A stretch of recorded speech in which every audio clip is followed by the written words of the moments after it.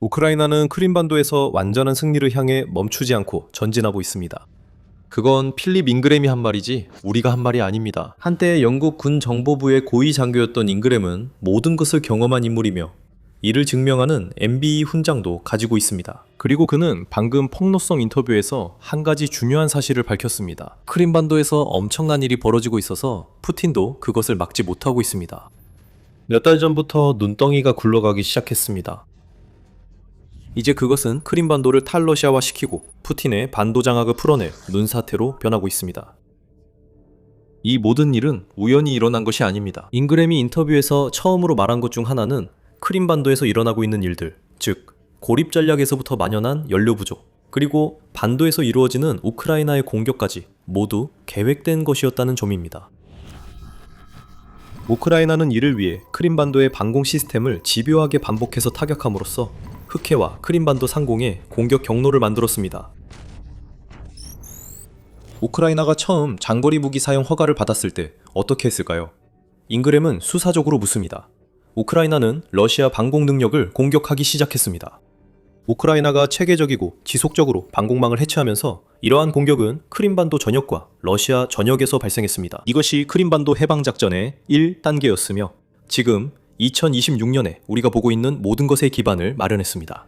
올해 첫 2달 동안 이러한 공격이 심각하게 증가하는 것을 보았습니다. 1월과 2월에 우크라이나는 크림반도의 방공자산을 대상으로 한 달에 25회의 공격을 감행했으며 이는 무력 충돌 위치 및 사건 데이터, 보고서에 따른 것입니다. 우크라이나 드론 공격으로 시스템, 레이더, 저장고가 파괴되어 이후 모든 상황을 가능하게 하는 공역이 열렸습니다. 아울레드는 우크라이나가 2단계에 들어갔어도 1단계는 중단되지 않았다고 지적합니다. 우크라이나가 크림반도 방공망을 계속 파괴하며 한 단계가 다른 단계로 이어집니다. 우리는 8월 1일에 뉴 보이스 오브 우크라이나가 우크라이나의 공격으로 인해 크림반도의 주요 항구인 세바스토폴에 있는 방공 및 전자전, 진지에서 화재가 발생했다고 보도한 것을 통해 이를 확인할 수 있었습니다. 그 항구는 러시아 전함들이 우크라이나로부터 최대한 멀리 이동하기 전까지 흑해 함대의 본거지였습니다. 우크라이나가 전략 1단계를 잘 수행해 그 항구는 공격하기 쉬워졌습니다. 그 단계가 앞으로 이어지는 것에 대해서는 그것은 간단한 개념입니다. 2단계는 고립입니다. 그것은 계속되고 있지만 여기서 우크라이나의 중요한 승리는 고립이 러시아가 잃은 방공망을 대체할 추가 방공망을 크림반도로 보내지 못하게 한다는 점입니다. 그것은 크림반도의 방어를 한정적이고 취약하게 만듭니다. 우크라이나가 지금 제거하는 모든 레이더, 모든 시스템, 그리고 모든 전자전 장비는 우크라이나가 궁극적으로 크림반도 전체를 탈러시아화하는 목표에 한 걸음 더 다가가게 만듭니다. 잉그램이 말했듯이 러시아의 방어 능력을 제거하면 기회가 생깁니다. 그리고 우크라이나는 스스로 만들어낸 그 기회를 정말 잘 활용했습니다. 방공망이 파괴된 뒤에는 고립이 뒤따랐습니다. 우크라이나는 점령지에서 차량 차단 작전을 펼치고 있는데 이곳에서 크림반도로 물자를 운송하는 연료 및 보급 트럭을 격파하고 있습니다. 7월, 한 달 동안에만 흑해와 아조프해에서 그림자 함대 선박을 상대로 70회가 넘는 공격을 가했습니다. 이 모든 것은 크림반도 저장고와 군사시설 공격에도 더해집니다. 크림반도에 대한 러시아의 통제를 지원하는 물류 네트워크가 산산조각 나고 있어 사실상 무용지물이 되고 있습니다. 이 전략에는 두 가지 요소가 있습니다. 군사적인 측면이 분명히 중요하며 곧 푸틴이 크림반도에 대한 통제력을 잃어가고 있는 것이 얼마나 중요한지 설명해드리겠습니다. 하지만 그보다 더 중요한 것은 잉그램이 지적하듯이 크림반도에서 벌어지고 있는 일의 심리적인 측면입니다. 그것은 원래 전략적으로 중요한 영토였던 곳을 점진적으로 잃는 것보다도 푸틴에게 더 큰 타격이 됩니다. 그리고 그 이유는 간단히 설명할 수 있습니다. 크림반도는 러시아의 힘의 상징이자 푸틴이 만들어낸 러시아인과 우크라이나인이 한 민족이라는 신화의 예시가 되어야 했습니다. 그 모든 것이 무너졌습니다. 잉그램은 2014년 러시아가 크림반도를 불법적으로 병합하며 벌인 초기 침략 공세를 푸틴이 만들고자 했던 신화의 출발점으로 지적합니다. 잉그램은 러시아가 거의 유혈 사태 없이 크림반도를 점령했다고 말합니다. 그리고 그것은 푸틴이 크림반도를 둘러싸고 만들어내려 했던 러시아인들의 심리에 매우 중요했습니다. 잉그램은 그 병합이 러시아의 우크라이나 행동에서 심리적 중심지라고 말합니다. 모든 것이 거기서 시작됐으며 블라디미르 푸틴과 측근들에게도 심리적으로 중요합니다. 블라디미르 푸틴은 그곳에서 마지막 신혼여행을 했습니다. 그는 해변가에 귀중한 부동산을 소유하고 있고 많은 측근, 올리가르들도 그렇습니다. 푸틴에게 크림반도가 늘 러시아 일부였다는 인식을 주는 것이 매우 중요합니다. 반도 합병 직후 푸틴은 직접 비행기를 타고 와서 자신이 신화 확장에 중요하다고 믿는 장소들을 화려하게 순례했습니다. 소련 시절 2차 세계대전 기념비에 화환이 놓였습니다. 푸틴은 러시아 기독교와 관련된 대성당도 방문했습니다. 그리고 그는 반드시 세바스토폴로 가서 러시아가 우크라이나로부터 막 빼앗은 흑해 함대를 점검했습니다. 이 모든 것은 우크라이나를 다시 품에 안는 위대한 강대국 러시아의 이미지를 구축하기 위한 것이었습니다. 우크라이나인들도 이를 원했고 병합은 거의 무혈로 이루어졌습니다. 푸틴은 이를 큰 승리로 삼아 러시아인과 우크라이나인이 한 민족이라는 신화를 만들었습니다. 푸틴은 크림반도를 통합의 상징으로 활용할 수 있었습니다. 잉그램에 따르면 우크라이나인과 러시아인이 크림반도를 공유한 이유는 세바스토폴에 흑해함대 본부가 있었기 때문입니다. 오랫동안 우크라이나와 러시아 사이엔 통합의 상징이 있었습니다. 푸틴은 2021년 7월 전면 침공을 시작하기 불과 몇 달 전 러시아인과 우크라이나인의 역사적 통합에 대하여 라는 제목의 에세이를 통해 이러한 통합 주장을 더욱 강화했습니다. 푸틴은 장황한 논문에서 러시아인과 우크라이나인은 항상 하나였다고 주장했습니다. 그리고 두 민족 사이에 생겨난 장벽은 외부 세력의 탓이라고 했습니다. 푸틴의 표현대로 분할 통치입니다. 이것은 그가 아주 잘 아는 전략입니다. 푸틴은 러시아인, 우크라이나인, 벨라루스인이 모두 고대 루스의 후손이라 밝혔습니다. 그것만으로도 러시아가 크림반도와 우크라이나를 장악할 충분한 이유가 된다고 합니다. 혹은 푸틴의 관점에서는 그들을 통합하는 것이라고 볼 수 있습니다. 이 모든 맥락은 현재 크림반도에서 벌어지고 있는 일과 밀접한 관련이 있습니다.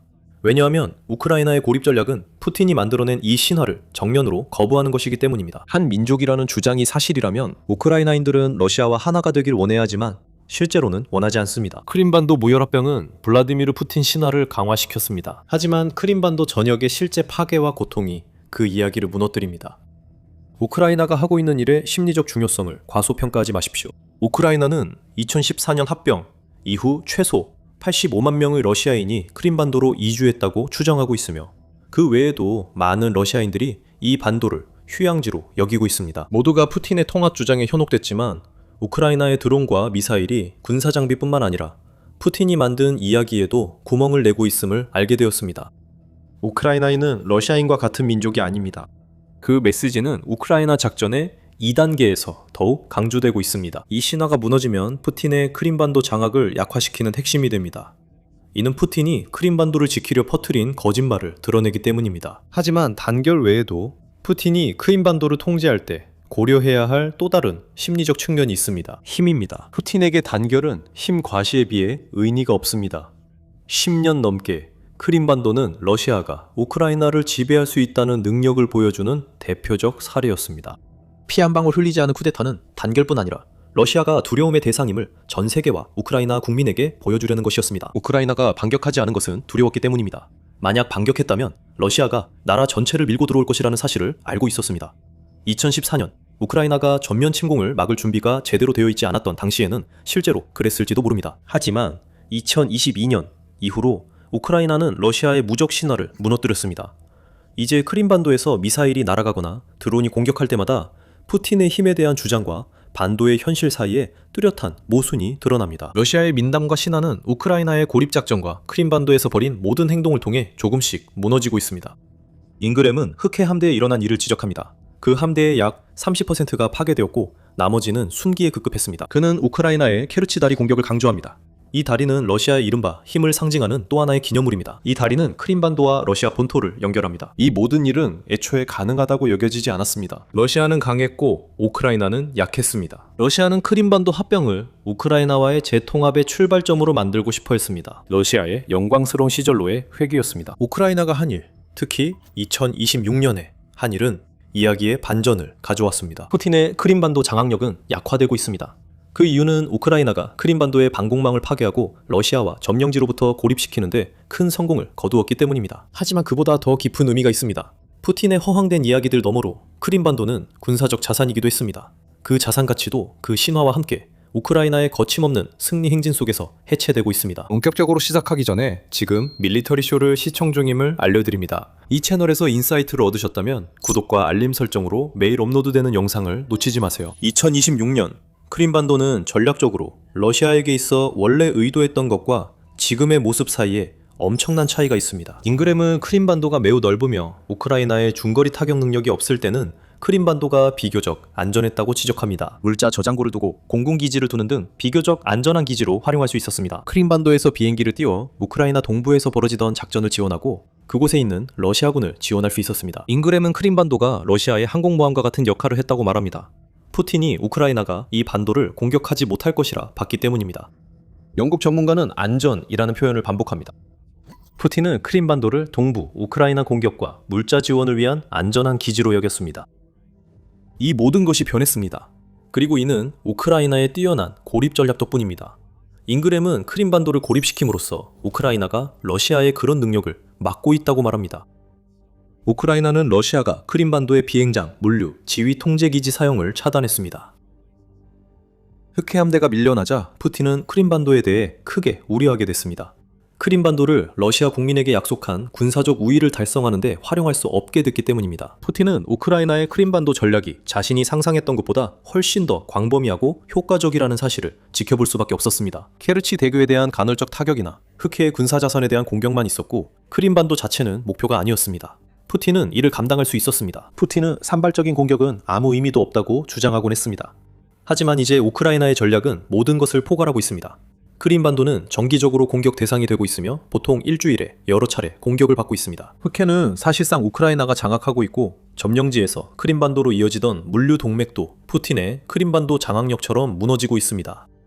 러시아는 또다시 우크라이나를 과소평가해 전략적 허점을 드러냈습니다. 침공 초기 크림반도의 지리적 이점이 이제는 러시아의 부담이 되었습니다. 잉그램이 언급한 중간 사거리 능력도 더는 문제가 아닙니다. 우크라이나는 크림반도 어디든 도달하는 드론과 흑해 전역을 가로질러 아조프해까지 갈 수 있는 해상 드론을 보유하고 있습니다. 이제 거리는 문제가 아닙니다. 흑해 함대는 일찍이 이를 깨달았고 크림반도 다른 지역도 그 메시지를 받아들이고 있습니다. 크림반도는 안전하지 않습니다. 즉 그곳은 푸틴이 계획한 대규모 군사기지로 쓸 수 없다는 의미입니다. 우크라이나가 다리와 철도 연결부터 군수품 수송대, 연료 저장소까지 모든 것에 대해 공격을 가하면서 크림반도는 푸틴에게 전략적 자산으로서의 가치를 잃게 되었습니다. 우크라이나는 무력으로 크림반도를 되찾으려 하지만 그 방식은 아무도 푸틴조차 예상하지 못했습니다. 수년간, 특히 우크라이나 전쟁 전에는 크림반도 탈환에 대규모 상륙작전이 필요하다는 게 일반적 견해였습니다. 이로써 우크라이나가 크림반도에 지상군 투입 가능해집니다. 상륙작전에는 크림반도와 우크라이나로 있는 좁은 육지 통로 진격도 포함됩니다. 그건 단순히 불가능한 일이었습니다. 우크라이나는 적어도 수만 명의 병력을 잃게 될 것이고 본토에서도 취약해질 것입니다. 무력 사용은 선택지가 아니었습니다. 서방의 대다수도 이에 동의한 것으로 키이우 인디펜던트는 전했습니다. 하지만 이제 무력 사용이 하나의 선택지가 되었습니다. 다만 누구도 예상한 그런 무력은 아닙니다. 우크라이나에서 자주 그랬듯이 모든 것의 중심에는 드론이 있습니다. 드론 덕분에 우크라이나는 크림반도에 병사를 보낼 필요 없이 푸틴의 지배력을 약화시킬 수 있습니다. 끊임없는 드론 공격과 그 여파가 우크라이나를 위해 탈러시아화 작업을 하고 있습니다. 이제 우리는 러시아에서 크림반도로 케르치 해협을 건너는 기차 페리를 보았습니다. 이 페리는 관광객과 석유, 가스, 식량도 운반합니다. 잉그램은 사람들이 그곳에서 필요한 모든 것들이 우크라이나의 반복적 공격을 받고 있으며 이는 점령지역 트럭 공격에 더해진다고 지적합니다. 우크라이나가 연료와 물 등 크림반도로 들어가는 모든 것을 통제해 그로 인한 문제들이 뚜렷하게 나타나고 있습니다. 우크라이나의 고립 전략으로 인해 크림반도에서는 연료 위기가 발생했고 주유소의 연료가 바닥나고 러시아인들은 이를 보충할 방법이 없어졌습니다. 우크라이나는 사실상 반도에 대한 화력 통제권을 행사하고 있다고 볼 수 있는데 이는 우리가 언급했던 대공 방어 시스템 파괴에 집중한 덕분에 가능해졌습니다. 연료뿐만 아니라 식량도 문제입니다. 로이터 통신은 8월 1일 우크라이나가 크림반도의 에너지망을 공격하고 있기 때문에 크림반도의 러시아 점령자들이 이제는 따뜻한 음식을 얻기 위해 줄을 서야 한다고 보도했습니다. 이로 인해 점령자들에게서 전력을 앗아가고 있습니다. 뉴욕타임즈는 마을들이 전기와 물 없이 남겨지고 있다고 보도했습니다. 러시아가 전력을 복구하기 전까지 며칠간 정전이 계속되는 경우도 있습니다. 그러나 우크라이나가 다시 한번 공격을 가합니다. 7월에 반도에서 야간 조명이 20% 감소했습니다.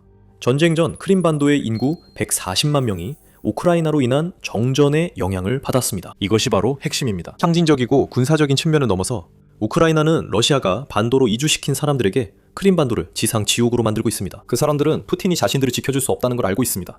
그들은 그 현실을 매일 목격합니다. 그러나 푸틴에게 진정한 타격을 주는 건 먹을 것을 파는 사람에게 가느라 남은 기름까지 다 써버리고 식량줄에 서 있는 평범한 점령자가 아니라 엘리트들입니다. 그들은 크림반도가 어떻게 변했는지 볼 수 있습니다. 그리고 그것은 푸틴이 그들에게 약속했던 모습이 아닙니다. 크림반도는 원래 푸틴의 올리가르이들을 위한 휴양지, 우크라이나가 손댈 수 없는 낙원이 되어야 했습니다. 이제 그 올리가르히들이 해변에 가면 해변에는 지뢰가 깔려 있고 철조망이 쳐져 있으며 대전차 장애물들이 설치되어 있는 것을 보게 됩니다. 예전과는 다릅니다. 모든 것이 변했습니다. 잉그램은 말합니다. 그것이 바로 러시아 엘리트 집단, 푸틴의 측근들에게까지 새어나가고 있는 메시지입니다. 여기서 보는 것은 서사 파괴로 인한 해방입니다. 우크라이나는 크림반도에 병력을 보낼 필요가 없습니다. 우크라이나가 하고 있는 것은 푸틴과 그의 엘리트들에게 크림반도를 더 이상 유지할 수 없는 곳으로 만드는 것입니다. 우크라이나는 최근 몇 달간 공격해온 곳에 드론만 보내면 됩니다. 매번의 공격이 피해를 줍니다. 그 피해는 우크라이나의 뛰어난 고립 전략 때문에 복구할 수 없습니다. 드론이 크림반도에 착륙할 때마다 푸틴은 타격을 받습니다. 러시아 지도자는 얼마나 더 버틸까요? 이 모든 일이 벌어지는 가운데 러시아는 9월 중순에 있을 국가 두마 선거를 준비하고 있습니다. 이번 선거는 푸틴이 침공을 시작한 뒤 처음입니다. 러시아 지도자는 나쁜 결과를 맞을 위기에 있습니다. 그는 권력에서 밀려날 위험은 없지만 많은 측근들은 그렇지 않습니다. 푸틴이 자신의 입장을 따르도록 임명한 사람들이 선거에 출마하고 있으며 크림반도의 상황이 아마도 가장 큰 변수 중 하나일 것입니다. 푸틴은 현재 두려워하고 있습니다. 크림반도에서 벌어지는 일과 모스크바, 상트페테르부르크 같은 다른 상징적 목표물에 대한 우크라이나의 공격이, 심지어 그가 모든 것을 통제한다고 여겨지는 경찰 국가에서도 선거가 자신의 뜻대로 되지 않을 수 있다는 걱정을 하고 있습니다. 푸틴과의 연관이 권력으로 이어질 것이라고 생각했던 엘리트들은 이제 자리를 잃을 수도 있습니다. 그리고 만약 그렇게 된다면 그들은 크림반도에서 벌어지는 일을 탓하게 될 것입니다. 푸틴의 실패 소문은 크렘린과 푸틴의 약해진 모습을 인식한 올리가르히, 정치인들 사이에서 점점 커지고 있습니다. 결국 이것이야말로 우크라이나가 하고 있는 모든 일의 핵심입니다. 잉그램이 9월 선거를 언급한 데에는 이유가 있습니다. 그것은 푸틴이 취약하다는 것, 그의 권력이 그가 생각했던 것만큼 절대적인 것이 아니라는 것을 보여주기 위함이었습니다. 이유는 우크라이나입니다. 푸틴이 크림반도에 대한 통제력을 잃게 된다면 평범한 러시아인들은 투표장에서, 그리고 엘리트들은 뒤에서, 마침내 너무 멀리 나가버려서 되돌릴 수 없는 지도자에 대해 뭔가 행동에 나설 동기를 얻게 될 수도 있습니다. 푸틴은 크림반도에서 철수하지 않을 것입니다. 우크라이나도 침공하지 않을 것입니다. 그러나 우크라이나가 크림반도에서 승리하려면 이 두 시나리오가 모두 필요하지 않습니다. 전 우크라이나 국방장관 미하일로 페도로프는 지난 6월 이를 모두 설명했습니다. 크림반도는 점점 섬이 되어가고 있습니다. 이미 크림반도는 사실상 섬이 되었다고 말할 수도 있습니다. 그리고 이 반도의 미래에는 더 많은 공격, 더 많은 고통, 그리고 보호를 약속했지만 매번 실패한 러시아 대통령에 대한 더 큰 분노가 기다리고 있습니다. 우리는 크림반도에서 러시아 지배의 종말이 시작되는 순간을 목격하고 있습니다. 크림반도에서 엄청난 일이 벌어지고 있고 푸틴에게는 상황이 더 나빠질 것입니다.